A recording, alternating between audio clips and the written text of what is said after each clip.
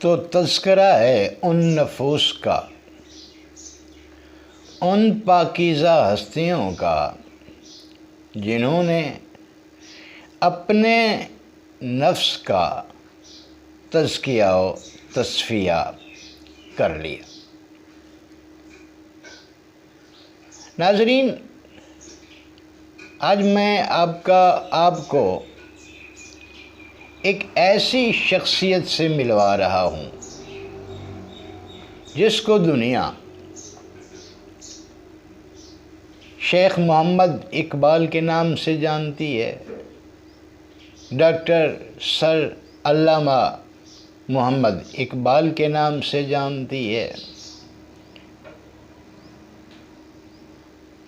انہوں نے اپنے کلام میں رمزیہ سے انداز میں اشاراتی طور پر کچھ راز کھولے ہیں۔ ایک رات یہ لاہور میں موجود ہوتے ہوئے ترکی کے شہر قونیہ میں پہنچے، جہاں حضرت جلال الدین رومی رحمۃ اللہ علیہ کا مزار ہے۔ کس فلائٹ سے پہنچے نہیں معلوم، لیکن وہ بتاتے ہیں کہ وہاں سے پھر مولانا روم کی معیت میں وہ آسمانوں کی سیر کو نکل گئے۔ کون سی خلائی گاڑی استعمال ہوئی، وہ کہاں بنی، اس کے بنانے والے کون تھے، یہ بھی نہیں معلوم۔ اسی سیر کے دوران وہ بتاتے ہیں ایک بڑے اہم راز سے پردہ اٹھا دیا۔ وہ کہتے ہیں کہ ہم ایک ایسی جگہ پہنچے، ایک میدان سا، چٹیل، لق و دق، ویرانہ سا۔ معلوم ہوا کہ اس کو دوزخ کہتے ہیں۔ بڑی حیرت ہوئی۔ دوزخ کے داروغے سے، جس کا نام مالک ہے، پوچھا کہ ہم اہل دنیا میں دوزخ کے بارے میں تو یہ تصور پایا جاتا ہے کہ وہاں بھڑکتی ہوئی آگ ہے، شعلے ہیں، مگر یہ کیا؟ تو مالک نے جواب دیا کہ یہاں جو شخص بھی آتا ہے وہ اپنے انگارے اپنے ساتھ لاتا ہے، یعنی اس کے اعمال جو وہاں جا کر شعلوں میں ڈھل جاتے ہیں۔ ناظرین، نیل آرمسٹرانگ اور اس کے ساتھی 72 یا 73 میں بتاتے ہیں کہ وہ چاند پر گئے۔ اپولو 1، 2 اور 3 وہ خلائی گاڑی جس کے ذریعے وہ وہاں تک پہنچے۔ پہلا مشن ناکام رہا، دوسرا بھی، شاید تیسرے میں انہیں کامیابی ہوئی۔ تو اپولو 3 اس خلائی گاڑی کا نام تھا جس کے ذریعے وہ سائنسدان حضرات چاند پر پہنچے۔ واپس آ کر جو کچھ بتایا دنیا نے سنا۔ 1934 میں اقبال کی وفات ہوئی۔ اس سے پہلے میں بھول رہا ہوں، شاید 1934 یا 1938 میں ان کی وفات ہوئی۔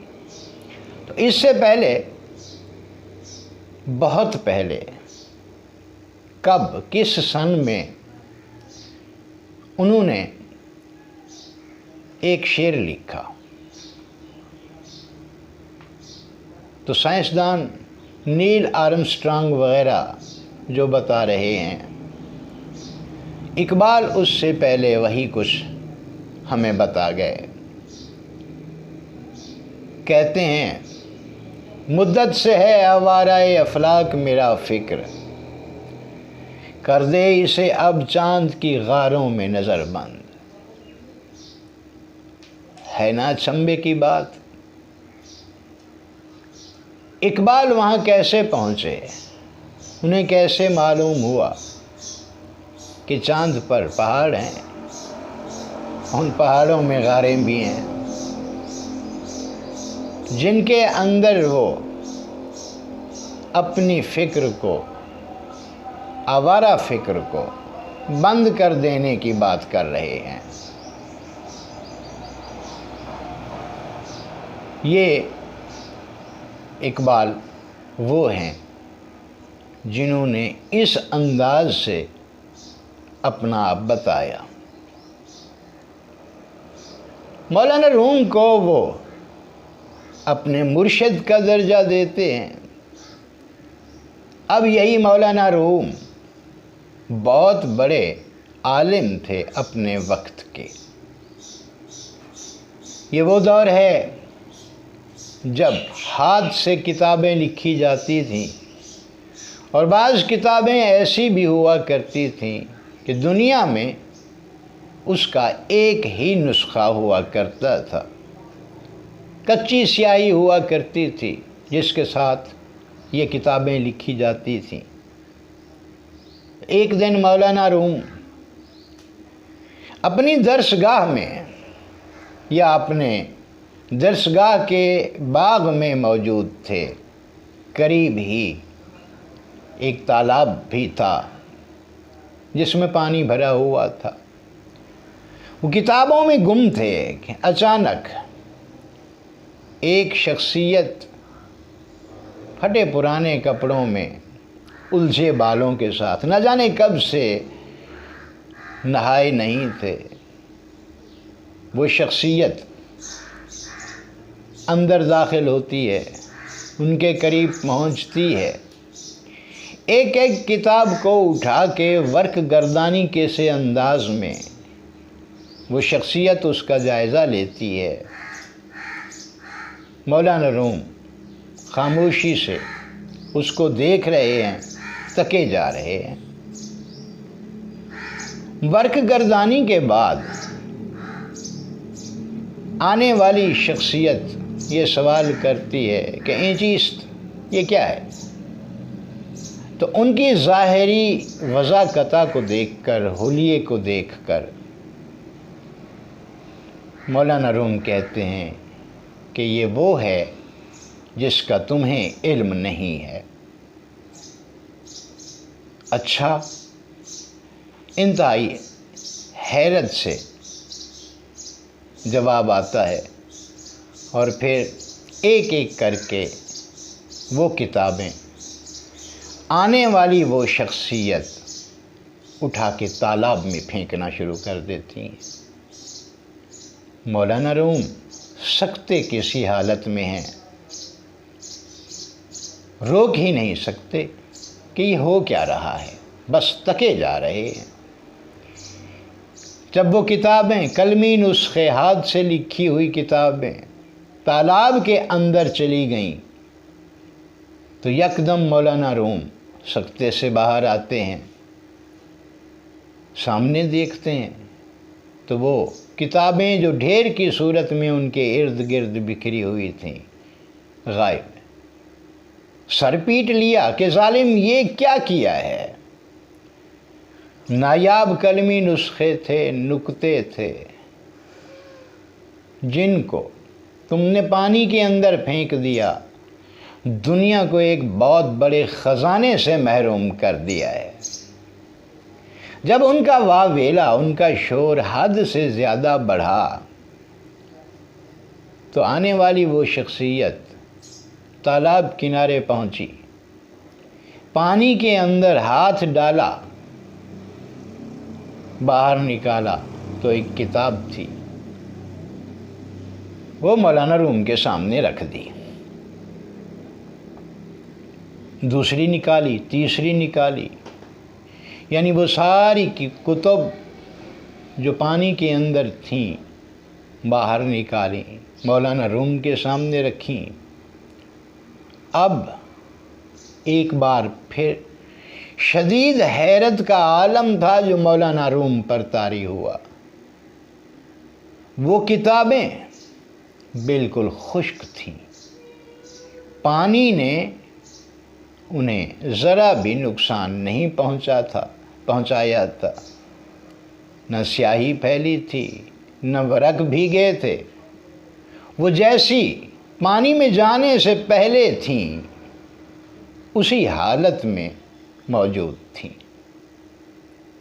یہ دیکھ کے مولانا روم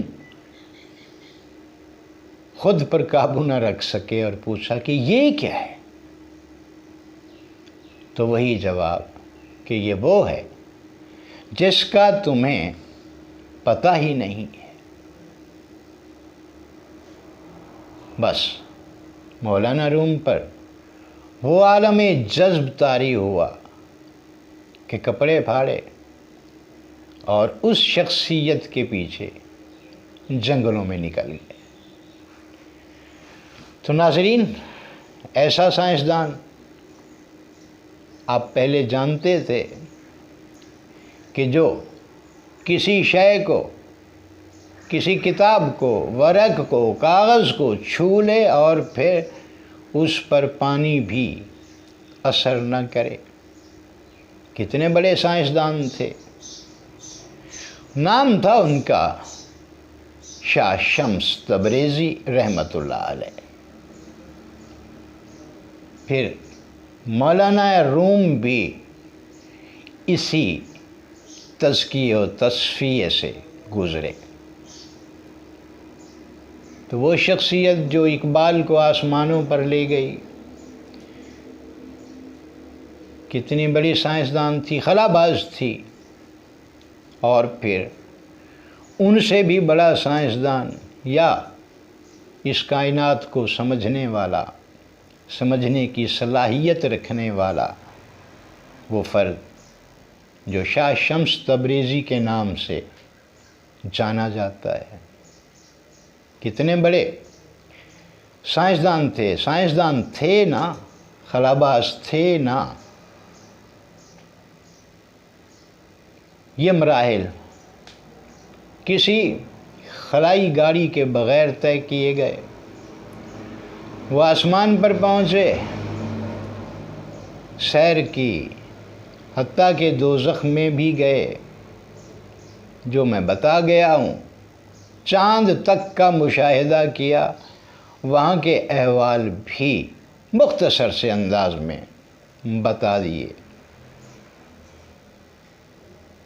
یہی اقبال اپنے نفس کا تزکیہ و تصفیہ کیسے کرتے ہیں مجھے نہیں معلوم، کہ کون سے چلے کاٹے، کون سے جنگلوں میں گئے، رہبانیت اختیار کی، دنیا کو ترک